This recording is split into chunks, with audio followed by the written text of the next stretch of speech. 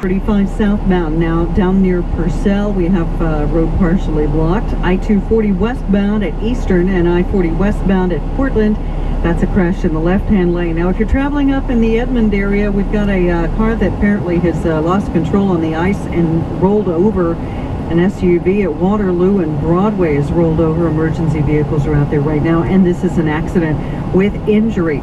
Roads are snow-packed and very slick this morning. If you must get out, please take it very slowly.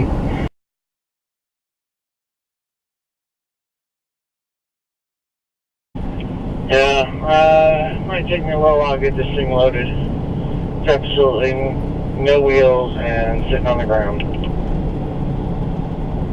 You need to send a record driver to help me?